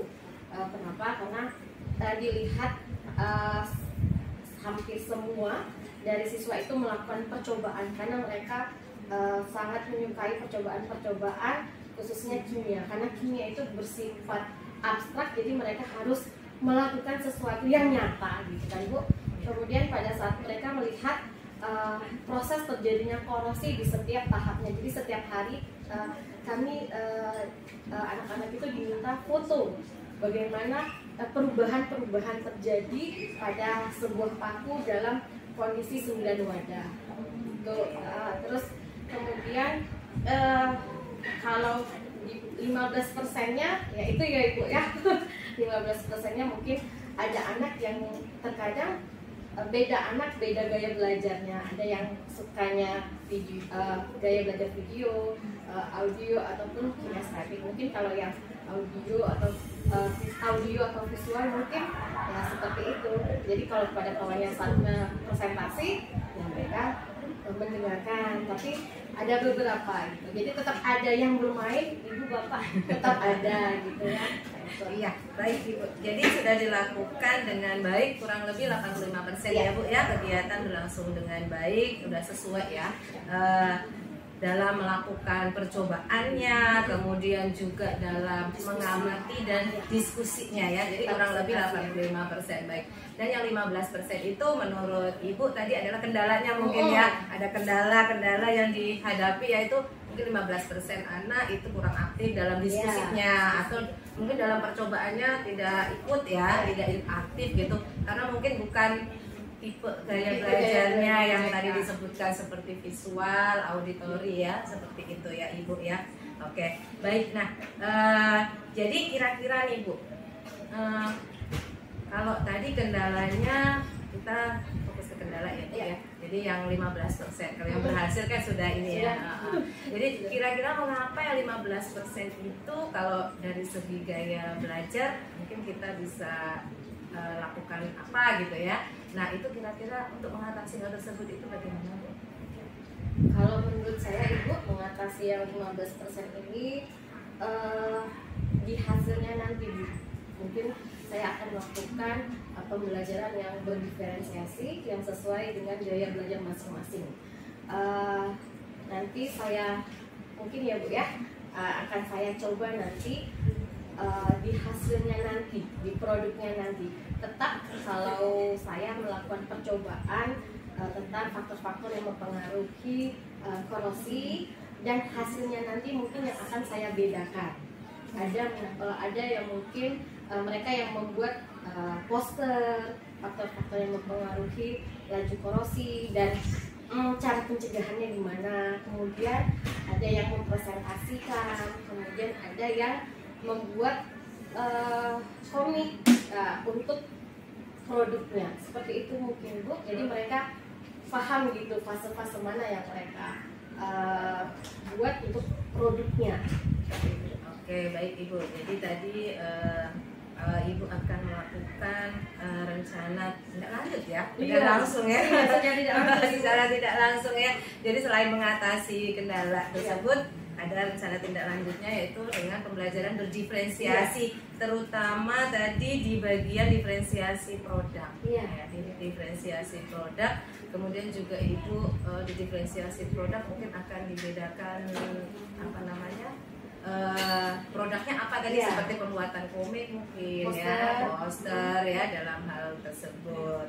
Oke, baik Ibu, ini rencananya sangat bagus sekali ya Bu ya, sehingga Ibu dengan melakukan pembelajaran diferensiasi tersebut itu anak sehingga merasa akan nyaman ya Bu, nyaman dalam belajarnya ya. Jadi mudah-mudahan apa yang Ibu rencanakan ini dapat terrealisasi dan memberikan proses-proses pembelajaran yang lebih baik lagi di kemudian hari ya. Ya, betul sekali Ibu. Jadi saya akan tunggu cerita-cerita Ibu nanti nih, apakah rencana tersebut dapat direalisasikan atau tidak. Nah, kira-kira nih Bu, kapan ya Ibu akan melakukan perubahan dengan rencana yang akan Ibu sampaikan tadi? Kalau dibilang kapan? Secepatnya Ibu. Secepatnya harus kita lakukan pembelajaran berdiferensiasi, tapi sebelumnya saya juga harus memetakan mereka berdasarkan gaya belajarnya. Mungkin ada yang audio, ada yang visual, dan kinestetik. Setelah saya memetakan mereka, saya akan mencoba merancang sebuah pembelajaran yang produknya nanti sesuai dengan gaya belajar mereka masing-masing. Seperti itu Ibu. Oke, baik Ibu. Jadi akan dilakukan secepatnya ya Bu ya. Iya. Baik. Iya, secepatnya ya. Oke. Baik Bu, terima kasih banyak atas jawabannya ya Bu ya. Mudah-mudahan apa yang Ibu rencanakan ini bisa secepatnya direlasikan tadi dalam pembelajaran diferensiasinya, kemudian memetakan gaya belajarnya ya. Oke, dan merancang pembelajaran yang lebih baik lagi ya Bu ya. Oke, terima kasih banyak untuk Bu Titin. Baik, selanjutnya saya memberi kesempatan kepada Bapak Irfan nih sebagai pengajar praktek untuk memberikan umpan balik nih Pak, atau tanggapan terkait dengan jalannya kegiatan percakapan pasca observasi atau mungkin kegiatan observasi di kelas. Pak, dipersilakan. Baik, terima kasih Bu Hesti. Baik, Bu Titin, mungkin saya sedikit menanyakan ya dengan proses yang sudah dilakukan oleh Bu Hesti sebelumnya, yaitu pada saat pra supervisi dan juga pada saat observasi. Nah, di sini yang saya mau tanyakan pertama adalah apakah pada saat pra supervisi Ibu Hesti melakukan diskusi terkait dengan standar kompetensi yang akan digunakan untuk supervisi? Ya. Izin menjawab Bapak, pada saat pra Bu Hesti menanyakan tentang masalahnya Bu ya, tujuan pembelajaran saya, kemudian tahap pengembangan apa yang saya lakukan, kemudian dengan model pembelajaran apa, terus dan bagaimana proses supervisi itu berjalan secara garis besarnya, seperti itu Pak. Selanjutnya yang kedua adalah apakah dalam hal ini Bu Hesti menanyakan tentang area pengembangan yang ingin Ibu Karmiana ingin kembangkan? Iya Pak, Bu Hesti izin menjawab Bapak. Bu Hesti menanyakan area pengembangan mana yang akan saya lakukan pada saat supervisi kemarin. Jadi area pengembangannya yaitu pada pengetahuan dan pada keterampilannya seperti tadi. Berarti di keterampilan dan di pengetahuannya ya. Iya. Gitu. Kemudian yang ketiga, Bu Karmiana, apakah Bu Hesti menanyakan terkait dengan kompetensi ataupun area mana yang secara spesifik ingin diobservasi? Jawab Pak, betul Bu Hesti menanyakan kompetensi atau area mana yang akan saya lakukan di supervisi, yaitu kompetensi 3.3 Bapak, yaitu tentang faktor-faktor yang mempengaruhi korosi dan cara mengatasi percepatan dari korosi itu tersebut. Berarti lebih ke faktor korosi dan cara mengatasi korosi ya. Iya. Kemudian yang terakhir terkait dengan pra supervisi adalah apakah Bu Hesti menanyakan indikator ketercapaian dari tujuan pengembangan yang ingin dicapai oleh Bu Karmiana? Izin menjawab Bapak, Bu Hesti mengajukan pertanyaan atau mengkonfirmasi kepada saya indikator apa saja yang ingin saya sampaikan pada saat supervisi kemarin. Adapun indikator-indikatornya, yang pertama, siswa itu dapat menjelaskan faktor-faktor apa saja yang mempengaruhi laju korosi, dan siswa dapat mendeskripsikan atau menjelaskan bagaimana cara mengatasi korosi khususnya dalam kehidupan sehari-hari. Dan selanjutnya Bu Karmiana terkait dengan observasi dan ini secara keseluruhan ya. Menurut Bu Karmiana, dalam pendampingan supervisi yang dilakukan oleh Bu Hesti, apakah selama pra observasi dan pasca observasi Ibu Hesti itu yang pertama adalah menyampaikan tujuan akan dilakukannya kegiatan baik itu pra observasi dan pasca observasi yang pertama. Kemudian yang kedua adalah apakah selama kegiatan yang tadi sudah saya sebutkan Bu Hesti itu memberikan saran kepada Bu Karmiana ataupun memberikan masukan kepada Bu Karmiana terkait dengan yang ingin dilakukan oleh Bu Karmiana dalam hal supervisi. Kemudian yang ketiga adalah melakukan percakapan dua arah. Kemudian yang keempat adalah mengarahkan kepada hal-hal ketercapaian konkret yang Ibu Karmiana harapkan. Gimana? Oke, saya jawab satu-satu dulu ya Pak. Tadi banyak pertanyaannya. Oke, Bapak, yang pertama, Bu Hesti mengatakan tujuan beliau untuk mengadakan pra ya Bu ya, pra observasi sama saya gitu ya Pak. Kemudian yang kedua apa ya Pak? Yang kedua tadi apakah Bu Hesti memberikan saran atau mengarahkan? Bu Hesti memberikan saran kepada saya menyangkut tentang proses pembelajaran saya di kelas, khususnya untuk kompetensi dasar 3.3 ya Pak ya, faktor-faktor yang mempengaruhi laju korosi dan faktor yang memperhambat korosi tersebut. Ada beberapa saran yang dikatakan Bu Hesti gitu ya Pak. Kayak tadi Bu Hesti bilang bagaimana kalau pembelajarannya melakukan pembelajaran berdiferensiasi Karmiana, supaya kita tahu produk yang dihasilkan, gaya belajarnya, supaya ketercapaian tujuan pembelajarnya lebih tepat kepada anak yang misalnya visual, audio, atau kinestetik. Itu saran beliau Pak, seperti itu.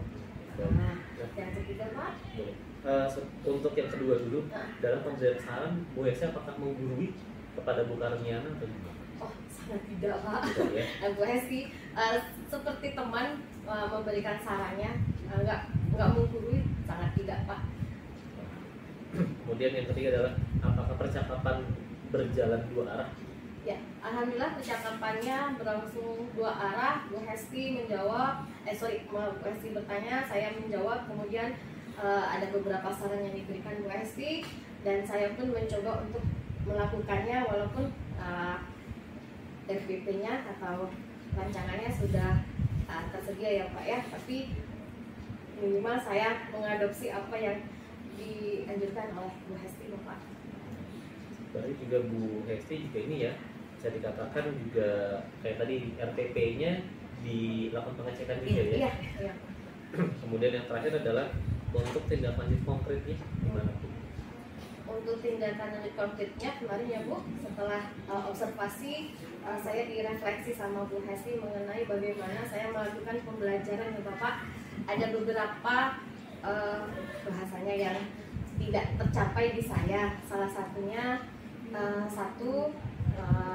saya tidak mengumpulkan portofolio ya Bu ya, portofolio atau LKPD, tapi saya sudah menampilkannya di laptop anak masing-masing ditampilkan. Jadi Bu Hesti hanya saran Bu Karmiana bagaimana nanti portofolionya atau LKPD-nya dikumpulkan seperti itu. Yang kedua, pada saat proses pembelajaran Bapak, khususnya bagian penutup ya Bu ya, di tahap penguatan, di situ saya hanya apa ya Pak, saya hanya satu arah yang membuat penguatan itu saya sendiri, tapi Bu Hesti menyarankan bagaimana kalau penguatannya itu dua arah dan siswa yang menemukan atau siswa yang membuat kesimpulannya itu sendiri. Itu sih Pak. yang disarankan seperti itu. Terakhir pertanyaan dari saya, Bu Karmiana, apabila dilakukan seperti ini proses supervisinya selanjutnya ya, akan membuat Bu Karmiana merasa senang atau takut menghadapi supervisi? Kalau dibuatnya seperti ini ya Pak ya, kalau tingkat ketakutan itu pasti ada, rasa was-was gitu. Tapi kalau pada saat didiskusikannya seperti ini, seperti kawan sendiri, seperti teman ya Pak ya, rasa ketakutannya itu mungkin awalnya 50 bisa berkurang, jadi takutnya ya jadi hanya 5% aja gitu. Seperti itu Pak. Baik. Terima kasih Bu Karmiana, saya kembali lagi ke Bu Hesti. Ya. Jadi Bu Hesti, terima kasih yang sebelumnya sudah melakukan fase observasi bersama Bu Karmiana. Jadi di sini saya umpan balik terkait dengan yang Ibu Hesti sudah lakukan, dan juga tadi saya juga sudah tanyakan kepada Bu Karmiana langsung gitu ya mengenai prasupervisi, kemudian observasi, dan di pasca observasi. Dan juga tadi Bu Karmiana juga menyebutkan bahwa ya bisa dibilang supervisi seperti ini mengurangi ketakutan kan seperti itu. Jadi untuk catatan dari saya Bu Hesti, yang pertama, jadi kita akan breakdown, kita akan lihat dari prinsip coaching dan juga kriteria untuk yang prinsip coaching kemitraan, di mana kriterianya adalah tujuan ditetapkan oleh rekan sejawat. Nah, kalau tadi saya tanya pada Bu Hesti, untuk tujuan dilakukannya coaching, menurut Bu Hesti tadi dari Bu Hesti atau dari Bu Karmiana? Kalau tujuan dari coaching itu kan Pak, setahu saya sih kalau misalnya ini kan tujuannya lain nih Pak.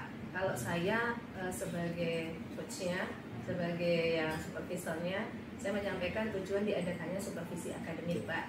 Dan kemudian saya menanyakan tujuan pembelajaran apa yang akan Ibu Karmiana sampaikan ke saya. Jadi modelnya seperti itu. Kemarin saya menyampaikan di pra-observasi, saya menyampaikan dahulu gitu tujuan dilakukannya diskusi pra-observasi ini untuk apa, supervisi akademik itu untuk apa. Kemudian saya juga menanyakan ke Bu Karmiana juga tujuan apa sih yang akan, tujuan pembelajaran apa yang akan Bu Karmiana capai, dan beliau menjawabnya seperti itu Pak. Nah betul Ibu ya, jadi tujuannya tadi, tujuan coaching sudah Ibu sampaikan, betul. Namun di sini tadi saya kurang melihat tujuan yang dilakukan oleh Bu Karmiana. Misalkan kan kalau yang namanya coaching itu kan kita melihat permasalahannya apa gitu. Jadi mungkin bisa diawali dengan saya ingin mengurangi atau saya ingin mendiskusikan terkait dengan, di sini kan ada 15 orang yang belum berjalan dengan baik, misalnya seperti itu Bu. Nah itu belum kenot aja dengan maksimal aja. Masalahnya kan di pasca observasi kan Pak, karena kalau di pra observasi kan beliau sudah ini kan ke saya gitu kan, tujuannya oh ini, cuman kan hasilnya baru tahu di observasi. Makanya pada di pasca observasi tadi memang belum nyampe ke kenapa diadakannya pasca observasi seperti itu sih. Maksud saya tujuannya Bu Hesti kepada Bu Karmiana sudah tersampaikan, tapi di sini tujuannya Bu Karmiana belum untuk melakukan coaching belum tersampaikan ke saya, karena di awal kemarin di pra observasi Pak, kenapa itu di pra observasinya Pak. Nah tapi maksud saya itu ketika nanti Bu Hesti melakukan coaching bersama Bu Karmiana, tujuan dilakukannya coaching itu juga beliau menyampaikan, misalkan Bu Hesti saya ingin mengurangi nih dari 85% yang hasil kemarin yang saya anggap sudah berjalan dengan baik, saya masih ada 15% yang belum berjalan dengan baik. Maksudnya yang di sini. Berarti dari pihak coachingnya ya Pak, coachingnya itu menyampaikan ke kami dulu, gitu baru kita lakukan ini ya Pak, percakapan. Itu tambahannya satu. Kemudian yang kedua, untuk yang kriteria tidak menggurui dan memberikan saran, kenapa tadi saya coba berikan pertanyaan itu kepada Bu Karmiana, kalau Bu Hesti ingat, dan Bu Karmiana alhamdulillah menjawabnya tepat gitu ya, karena memang dalam hal ini Bu Hesti tidak boleh melakukan atau memberikan saran atau menggurui kepada rekan sejawat. Jadi saya anggap untuk kriteria nomor 2 ini terpenuhi. Kemudian untuk proses kreatif ada 3 kriteria. Yang pertama adalah percakapan 2 arah. Ini yang tadi sudah terlihat Bu Esti ya. Percakapan 2 arah ini berjalan dengan baik, jadi saya anggap terpenuhi. Kemudian proses kreatif mendengarkan, mengulang dan merangkum di sini juga sudah tercermin dengan baik. Bu Esti dapat mendengarkan dengan baik dan merangkum dan juga dapat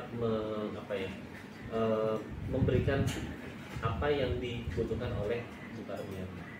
Kemudian yang ketiga, pertanyaan yang digunakan merupakan pertanyaan yang menggali iya. Nah, namun di sini saya ingin lebih tajam lagi, Bu. Jadi ada tadi pertanyaan dari Bu Hesti yang dijawab Bu Karmiana secepatnya. Sebenarnya itu masih bisa dikejar. Jadi misalkan secepatnya kapan? Waktunya kapan? Iya. Atau hal-hal seperti itu.